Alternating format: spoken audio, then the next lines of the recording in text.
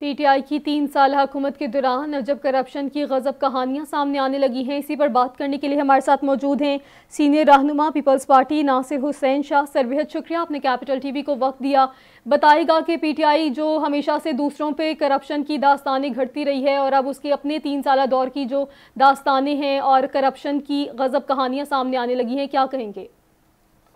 دیکھیں، یہ فرح گوگی صاحبہ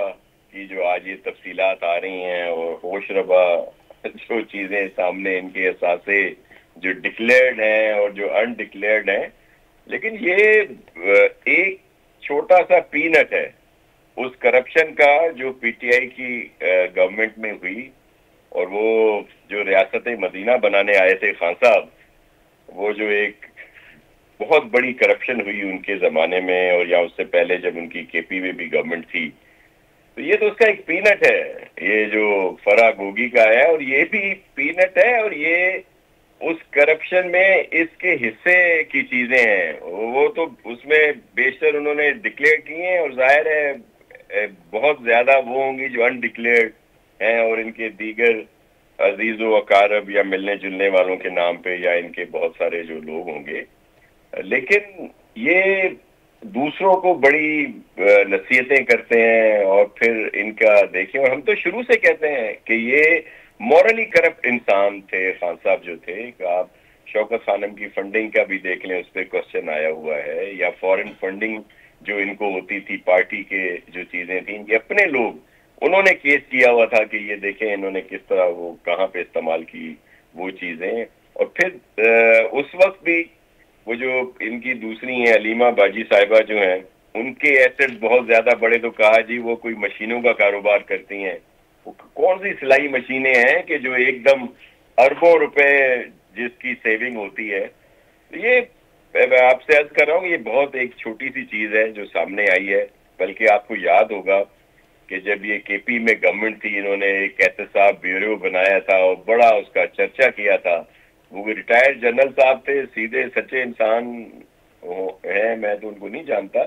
لیکن انہوں نے جب انکوائریاں کی اور ان کے اپنے لوگوں کی دم پہ پیر آیا، تو انہوں نے وہ احتساب بیورو ہی ختم کر دیا۔ تو یہ بہت سارے قصے ہیں جو ابھی سامنے آئیں گے، اور یہ جو فرح گوگی صاحب ہیں، یہ تو ایک چھوٹا سا ایک سمجھ لیں ٹریلر بھی بڑا ہوتا ہے کسی کا جو دکھایا، یہ تو ایک ایسی چھوٹی سی ایک تصویر کہہ لیں۔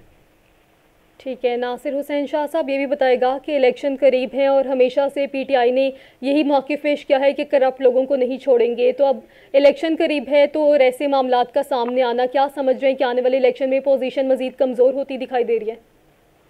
وہ دیکھیں ان کی پوزیشن تھی کب، ان کو ہوا بھر کے لایا گیا تھا، آپ سب کے علم میں ہے، جو اب خود ان اداروں نے بھی مانا، ان کے جو سہولت کار تھے انہوں نے بھی مانا، خود انہوں نے بھی مانا کہ جی وہ کیسے، اور وہ آر ٹی ایس کے ذریعے، اور پھر بہت سارے لوگوں کو ان میں شامل کرایا گیا، الیکشن سے پہلے بھی اور بعد میں بھی یہ ساری چیزیں ہوئی، دوسروں کے اوپر الزامات، دوسروں کے لوگوں کو الیکشن سے پہلے کئیوں کو نااہل کر دیا گیا، کئیوں کو گرفتار رکھا گیا، کوئی ملک سے باہر چلے گئے، مکمل ان کو سپورٹ لا کے دی۔ آپ کو یاد ہوگا جب ان کے دور حکومت میں بائی الیکشن ہوتے تھے تو یہ سارے ہارتے تھے،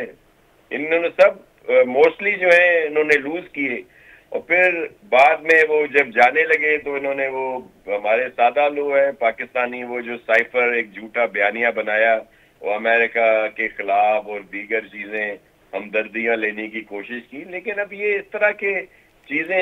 سامنے جو آ رہی ہیں، تو وہ جو ایک انہوں نے ایک جھوٹ کا ایک وہ باندھا تھا اور لوگوں کو ایک امید دلائی تھی کہ ہم ریاست مدینہ بنائیں گے، جس طرح آپ خود کہہ رہی ہیں کہ یہ کرپشن کا وہ رونا روتے رہے کہ جی ہم نہیں چھوڑیں گے، یہ نہیں کریں گے، اور خود یہ سب سے بڑے وہ علی بابا نکل آئے۔ اور اب تو لوگوں نے ان کو پہچان لیا ہے، اور الیکشن میں یہ کچھ بھی نہیں ہے۔ آپ نے حالیہ انتخابات دیکھے ہوں گے، سندھ میں بلدیات بھی ہوئے ہیں، ابھی کیئر ٹیکر میں بھی بائی الیکشنز ہوئے، اس سے پہلے بھی، تو یہ تو کہیں بھی نظر نہیں آ رہے۔ اور ہم نہیں سمجھتے کہ پاکستان کے لوگ باشعور ہیں، وہ سمجھتے ہیں کہ جو اس وقت جس مسائل سے وہ گزر رہے ہیں، جس مہنگائی سے، بے روزگاری، سب سے وہ ان کا کیا دھرا ہے، انہوں نے آئی ایم ایف سے اس طرح کا معاہدہ کیا، انہوں نے بین الاقوامی طور پر پاکستان کو تناع کیا، ان کی پالیسیز غلط تھی، تو الیکشن میں یہ کہیں بھی نظر نہیں آ رہا۔